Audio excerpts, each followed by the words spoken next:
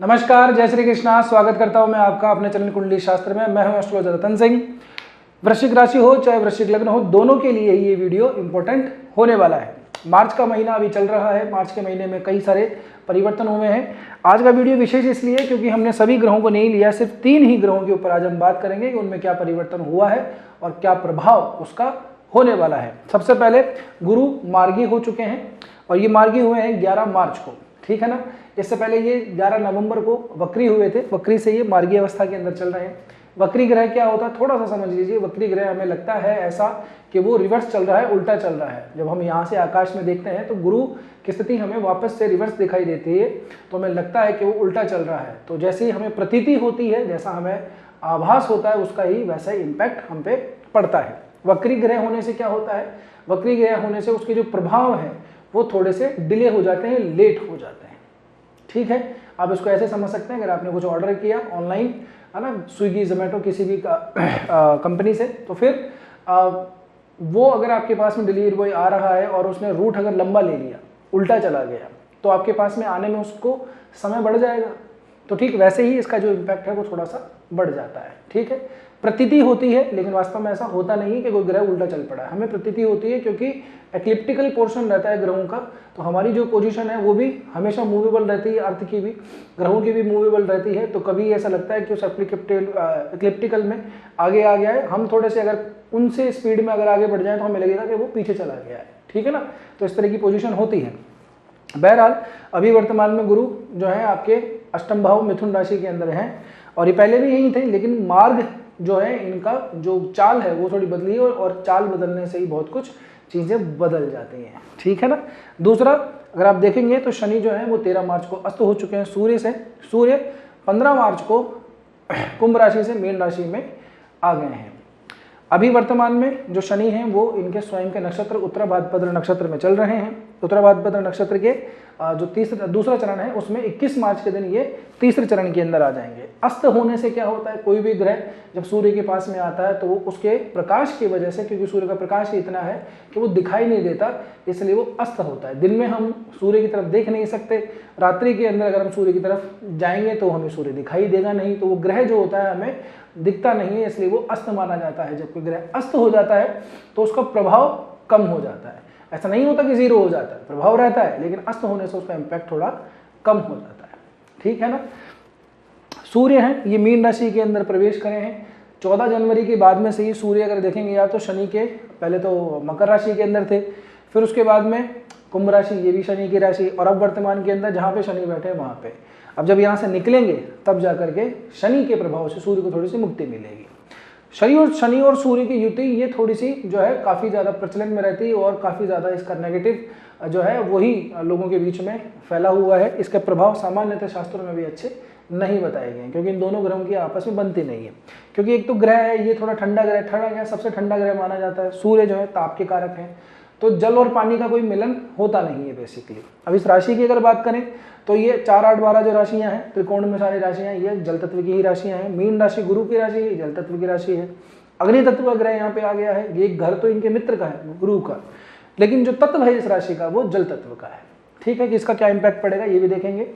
Mean राशि के अंदर पूर्व भाद्रपद का चौथा चरण पड़ता है, उत्तर भाद्रपद के चारों और रेवती के चारों चरण पड़ते हैं। अंतिम राशि मानी जाती है, ठीक है। अब इसका इम्पैक्ट हम देख लेते हैं क्या क्या प्रभाव पड़ेगा। सबसे पहले देखें तो गुरु के पास में अगर हम बात करें तो गुरु आपके अष्टम भाव में है। 8वें भाव के अंदर पहले ये वक्री थे, मार्गी थे, तो ऐसा हो रहा होगा।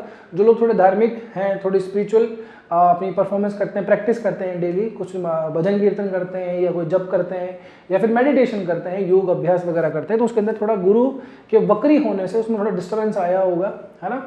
आपका जो रूटीन है उसके अंदर थोड़ा सा गड़बड़ आया होगा, टाइम पे चीज़ें हो नहीं रही होंगी, मन नहीं कर रहा होगा, अपने आप से डिले हो रहा होगा। ये अष्टम के अंदर गुरु के बैठने से जो वक्री हुए थे उसका प्रभाव गोचर पे चल रहा है। एक बात और, अब आपके जो मेन चार्ट है इंडिविजुअल, जो आपकी पत्रिका है जो आप देख रहे हैं, आपकी पत्रिका के अंदर इन ग्रहों की कहाँ पे पोजीशन है जब आपका जन्म हुआ था, वो बहुत इंपॉर्टेंट है। उसके बाद में किस ग्रह से संबंधित दशा, अंतरदशा, प्रत्यंतर दशा चल रही है, ये इंपॉर्टेंट है। बाकी नवमांश दशमांश में कहाँ ग्रह, ये भी इंपॉर्टेंट है ही। उसके बाद ही हम गोचर का फलन ठीक से लगा पाते हैं। इन तीनों ग्रह से संबंधित या नक्षत्रों से संबंधित अगर आपकी कोई दशा चल रही है, इनके स्वामियों से संबंधित अगर कोई दशा चल रही है, तो ये वीडियो आपके लिए बहुत इंपॉर्टेंट रहने वाला है, ठीक है ना।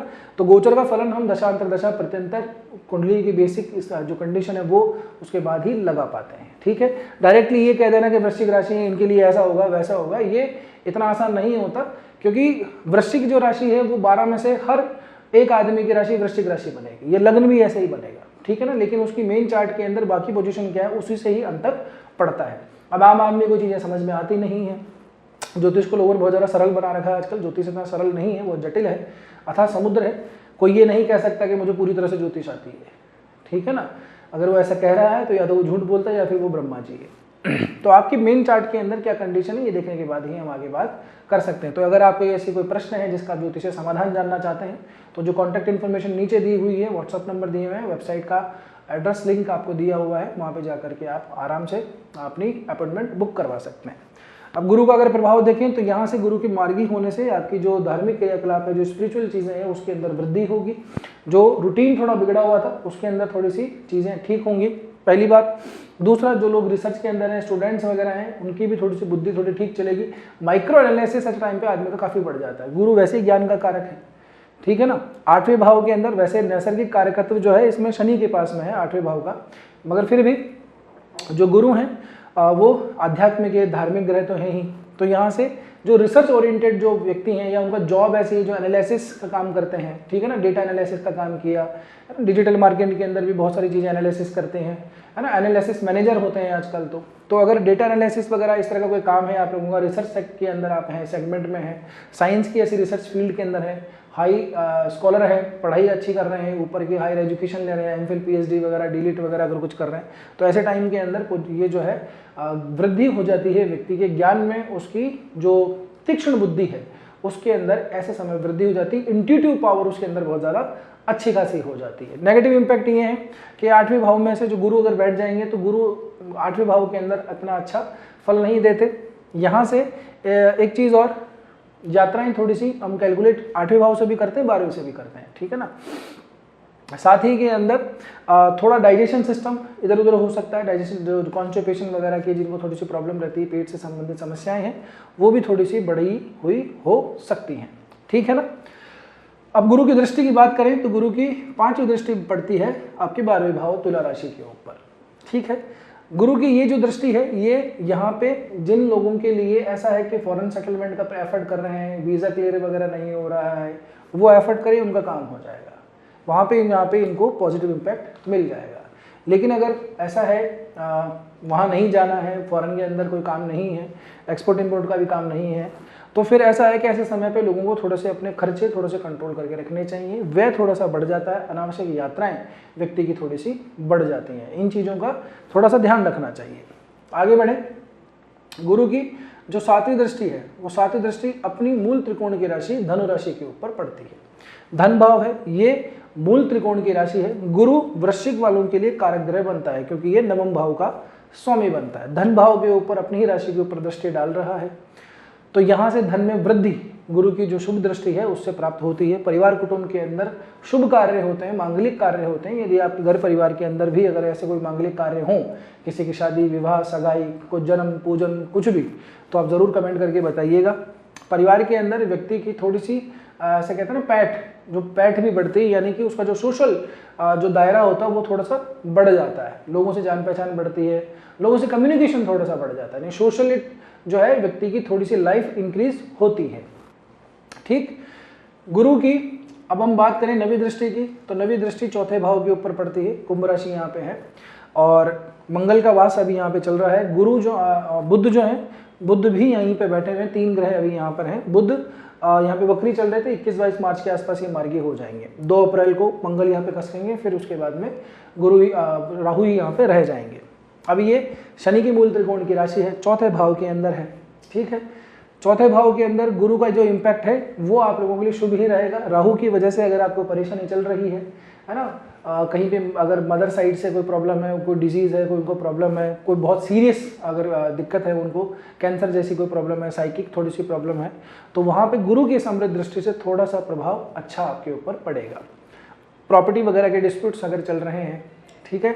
कुछ लेने जा रहे हैं, मिल नहीं रहा है, अपने काम का सौदा, कुछ इन्वेस्ट किया उसमें नुकसान हो गया, तो गुरु की इस अमृत दृष्टि से, नवी दृष्टि से वो जो है जो घाव है उसके ऊपर मलहम लगाने वाली दृष्टि ये बन रही है। मैं ये नहीं कहूँगा कि गुरु की दृष्टि से सब कुछ ठीक हो जाएगा, ठीक है। गुरु की शुभ अमृत दृष्टि से पड़ेगी तो आपके पास में गाड़ियाँ होंगी, बंगले होंगे, पैसे मिलेंगे, ऐसा कुछ भी नहीं होता। लेकिन गुरु की दृष्टि का इम्पैक्ट ये पड़ेगा कि यहाँ से आपको थोड़ा सा जो नेगेटिव इम्पैक्ट है उसके ऊपर थोड़ा सा रिलीफ मिलेगा। रिलीफ मैंने आपको बताया प्रॉपर्टी डिस्प्यूट्स के अंदर, मदर साइड से उनकी डिजीज़ वगैरह चल रही है, उसके अंदर कोई शारीरिक अगर कोई कष्ट है, यहाँ पे अगर आपको गले वले के अंदर कहीं पे चेस्ट वेस्ट के अंदर अगर कोई थोड़ी सी दिक्कत है तो वहाँ पे भी आपको यहाँ पे रिलीफ मिल जाएगा। राहु की वजह से पीड़ा अगर आ रही है तो चीज़ें काफ़ी कुछ सॉर्ट आउट होंगी।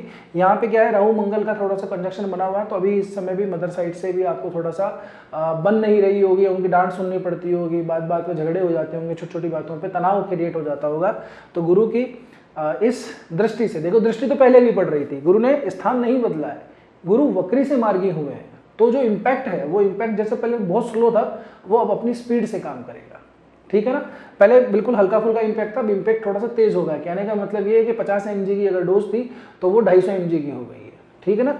इतना इम्पैक्ट पड़ेगा, तो ये इम्पैक्ट गुरु का आपके ऊपर उसको वहाँ पे थोड़ा सा रिलीफ लेने वाला है। जैसे मैंने बताया आपको लगभग 2 अप्रैल के आसपास मंगल यहाँ पे निकल जाएंगे यहाँ से, तब थोड़ी सी और आप लोगों को रिलीफ मिलेगी। उसके ऊपर हम वीकली अपडेट देते हैं आपको वीडियोज़ के अंदर, तो वहाँ आपको मिल जाएगा। तो ये थी गुरु की बात। अब बात करते हैं शनि की। शनि को देखेंगे तो ये गुरु की राशि के अंदर है, 5वें भाव के अंदर है।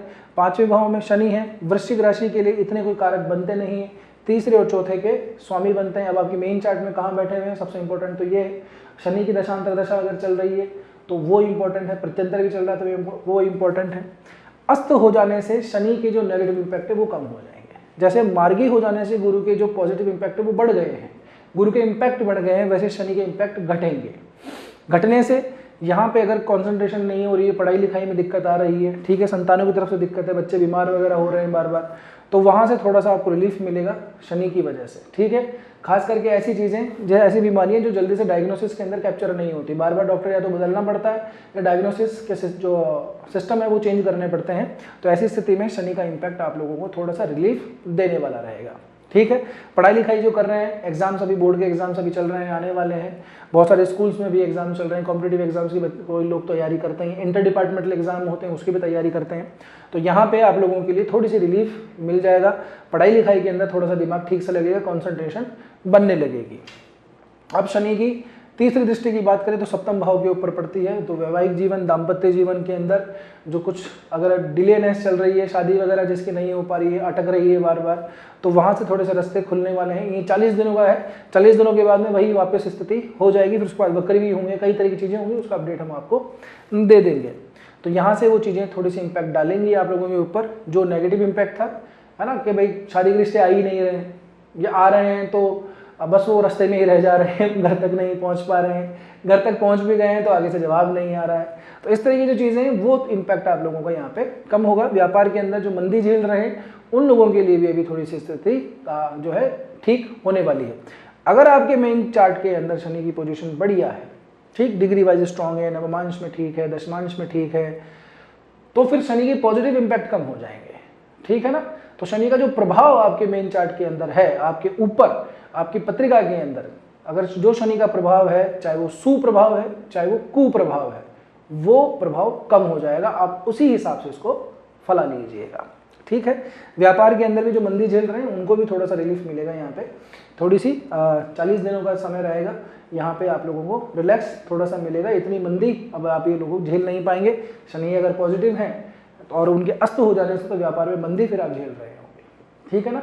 दोनों ही बातें हैं, वही बात है, निर्भर करता है करके मेन पत्रिका में कैसा है। डायरेक्टली मैं गोचर की तरह से बात करूं, मैं वैसे काम नहीं करता। जो रेगुलर वीडियो है वो देखते हैं वो हमेशा जानते हैं। हमेशा मैं यही कहता हूं कि आपकी मेन चार्ट के अंदर क्या पोजीशन है उस पर निर्भर बहुत कुछ करता है। तो ऐसे भ्रमित नहीं होना है कि यार इन्होंने तो ये कह दिया, उन्होंने वो कह दिया, वो अच्छा बता रहे हैं, वो खराब बता रहे हैं।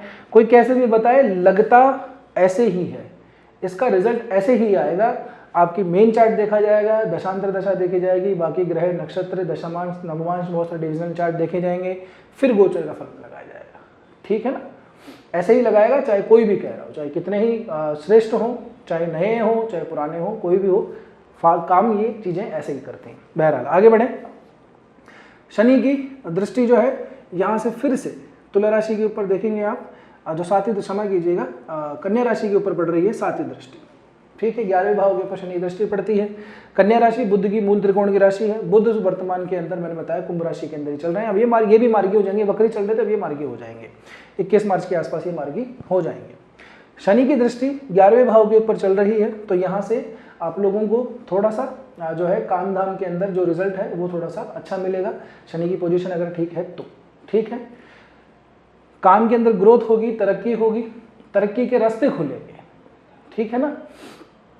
और इसी के साथ साथ के अंदर जो अपने सीनियर हैं, जो बॉसेस हैं, जो मैनेजर्स हैं, उनसे भी थोड़ी सी ठीक बनने लगेगी। लेकिन अगर क्या है कि शनि जिस तरह से कारक नहीं है, वैसे ही अगर शनि की पोजीशन है आपके चार्ट के अंदर, तो ये ग्रोथ का जो टाइम है आप लोगों का, वो जो अटक रहा था उसमें थोड़ी सी रिलीफ मिलेगा आप लोगों को, यानी कि जो नेगेटिव इम्पैक्ट है उसके अंदर थोड़ी सी कमी आएगी।